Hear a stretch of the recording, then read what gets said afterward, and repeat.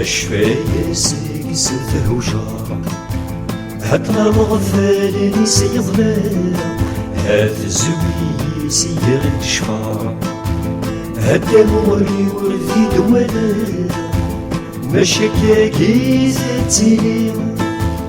ماشي تاكي ذي حدث وسنا تبدل في الليل عليك تبدل في الناس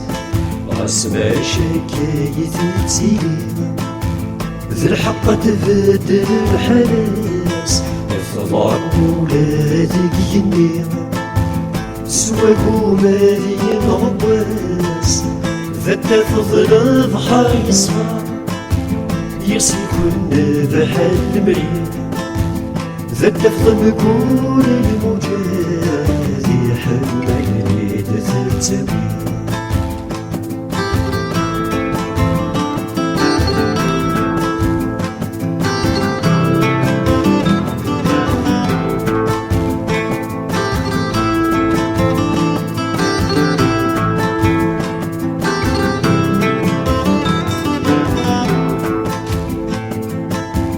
يصفاني درس الحال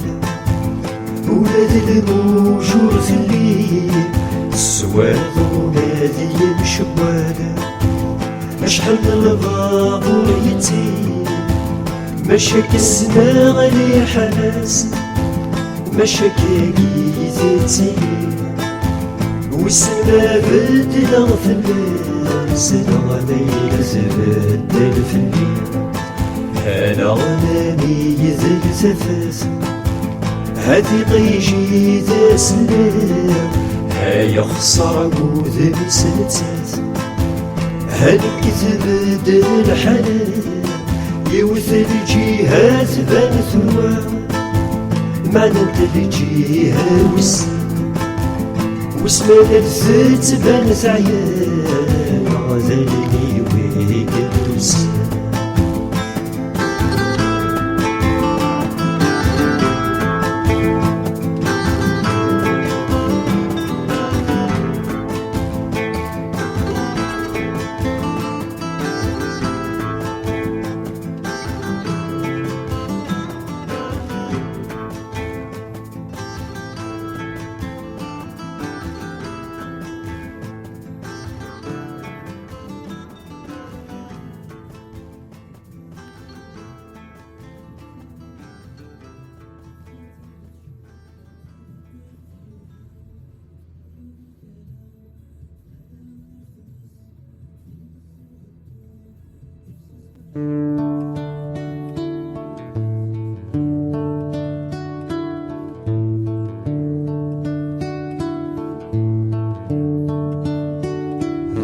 يترو الحدوان ثيوي ينام من غاف يضرى البطال فسيقينا شحال تبغى تزار ودنا تحمل وقبل بحري تمديت أدي صوت أردي يا رحل مفرج غرثي سيتا ينغوصل قد سوخته ينمي تخيلك الزيد غوري هذ يماك هي ساولة وذميك زاد غال صورة ينورك سان حديث يوغا ذولي أكيد يتمني فينمي غض فلا لا ينتسوط ذي الأمر ريث نرو ذي صمضا صافضي مطي ينمى السان شلهت يغا يسنرك نصور الشي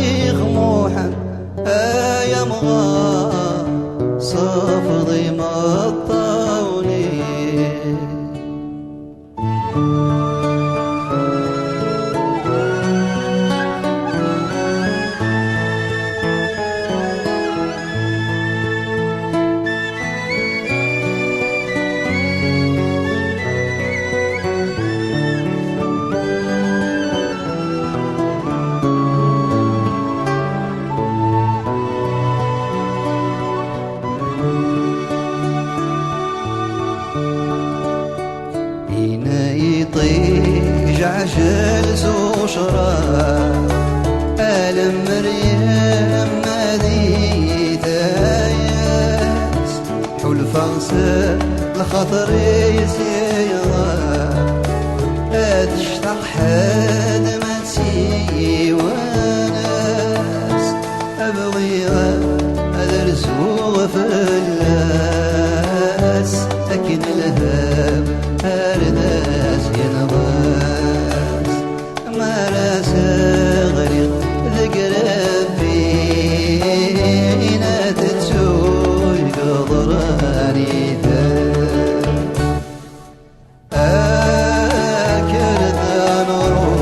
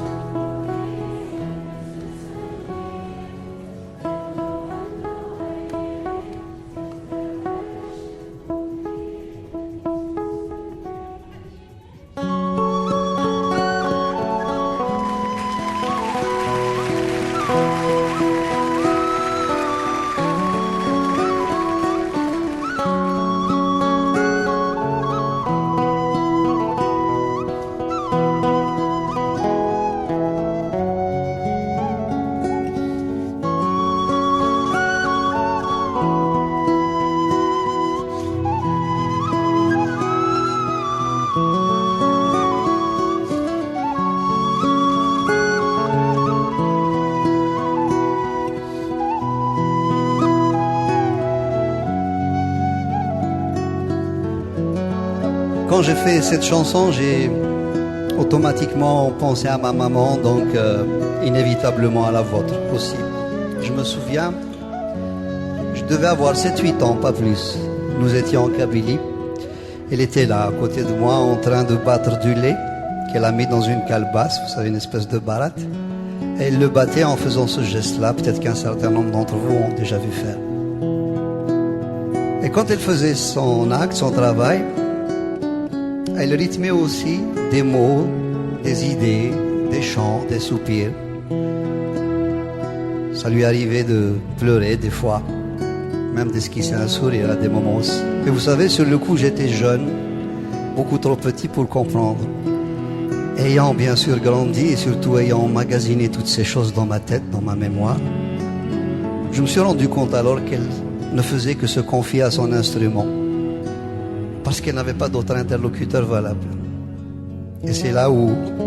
j'ai compris une chose, cette image de femme qui était là, subissant la loi du milieu, du mal, et qui se confiait donc à une chose inerte. Et c'est là où j'ai compris une chose assez importante dans ma vie, c'est que ce n'est déjà pas évident d'être une femme en général dans n'importe quelle société, qu'elle soit moderne, avancée, aboutie ou non. Je crois que ça l'est encore moins dans des sociétés à forte tradition telles que la mienne. Et j'en voulais pour preuve cette dame qui se trouvait être ma mère. J'ai compris une deuxième chose, c'est que, puisque j'ai sorti inconsciemment cette chanson du fond de mon enfance, à travers des visions que j'ai eues et que j'ai vécues, des sensations que j'ai éprouvées, j'ai tout de suite compris aussi qu'elle n'était plus à moi tout seul, mais qu'elle nous appartenait tous. Parce que d'abord, on a tous une maman et que, pour peu qu'on appartienne à une de ces sociétés un peu à forte tradition, on a une image de la mère assez spécifique, assez spéciale. Et à ce titre, j'ai l'habitude donc de la partager avec vous en vous demandant une chose bien simple, ce que je fais depuis pas mal de temps. Essayez ce soir, ce samedi soir à plutôt, d'avoir dans votre tête une image claire, précise, lumineuse de celle qui vous a donné la vie, ou tout simplement de celle que vous aimez. Qu'elle soit ou non de ce monde, je pense qu'elle sera à jamais gravée dans nos cœurs. Vous pourriez me dire pourquoi, bien sûr. Parce que l'un de vous pourrait me dire, bon, ma maman est avec moi, on vit ensemble, il n'y a pas tellement de soucis. Quelqu'un d'autre me dira, j'ai de ces nouvelles au téléphone, on se tient en contact. Et vous savez, ce n'est pas du tout pour ça. Je vous le demande parce que je suis convaincu que vis-à-vis d'une femme en général et d'une maman en particulier, je crois que nous avons tous quelque chose à nous faire pardonner ou à tout le moins à nous reprocher. Dites pas non tout de suite. Rentrez en vous-même, questionnez-vous et vous verrez bien. Laquelle ou lequel d'entre vous n'aura pas vu des larmes perler sur leurs joues, et surtout des larmes pour lesquelles nous avons une responsabilité plus ou moins directe, sans compter tous ces pleurs, toutes ces larmes qu'elles auront versées à notre insu,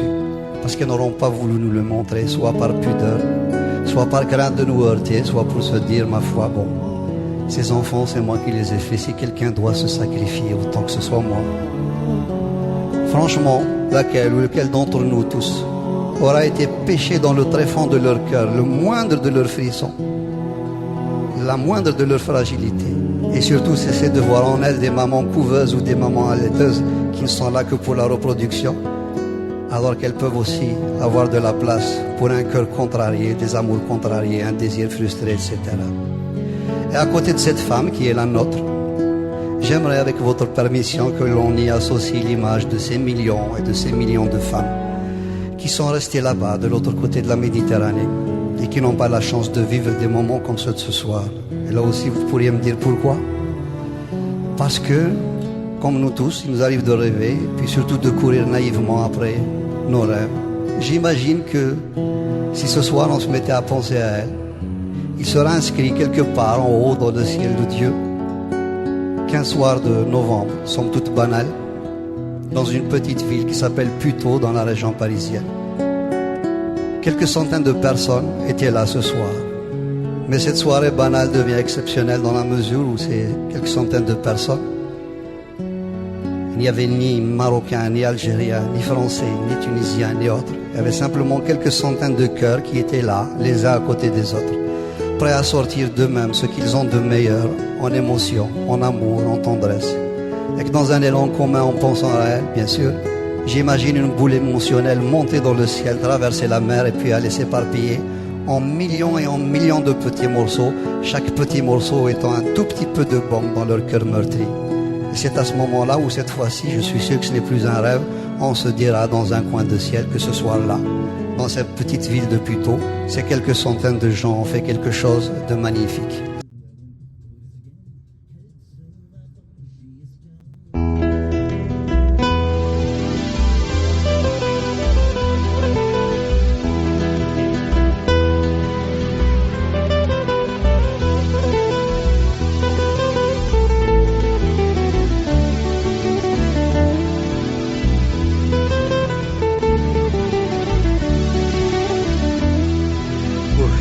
صغار مسكين يروحوا رجل سواعوين وهي صغار مسكين يروحوا رجل سواعوين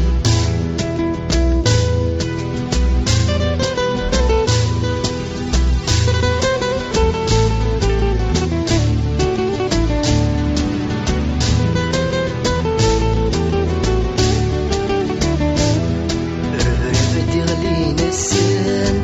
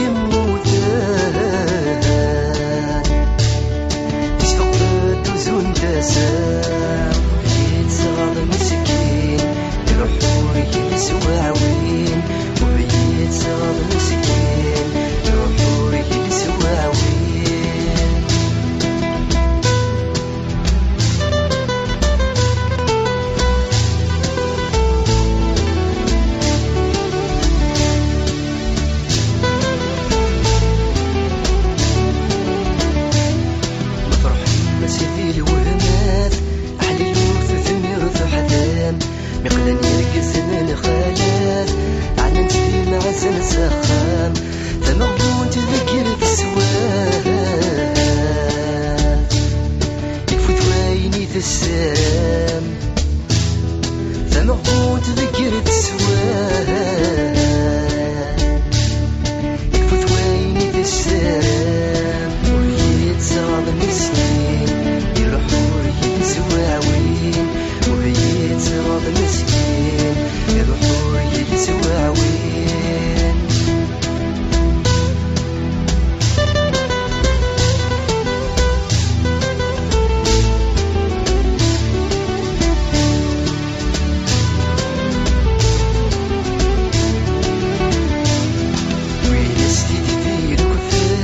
سرسن درت سياس الحير تواسي مع عزيزان ثغلي سلق الدر ذفير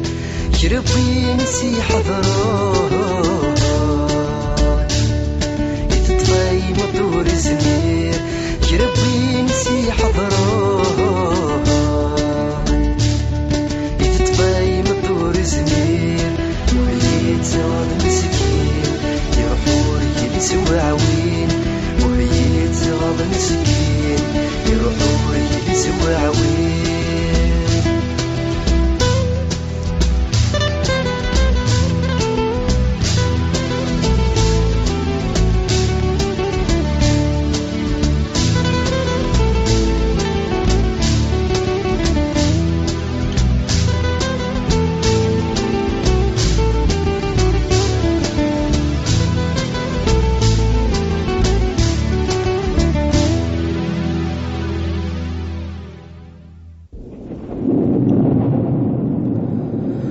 ثنطلتي سازكني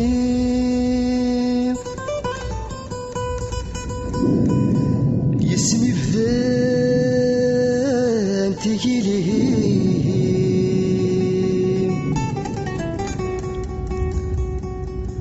أمل نسوم جثغلتنا إذ مكون غاشي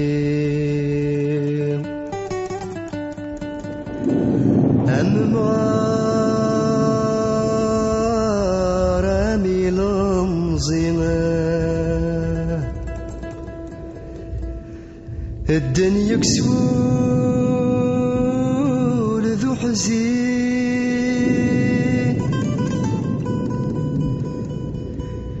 يردوا لاذي جني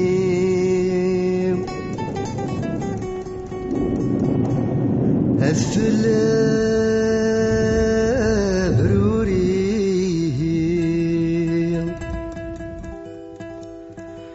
مرن فلاس ذي مذري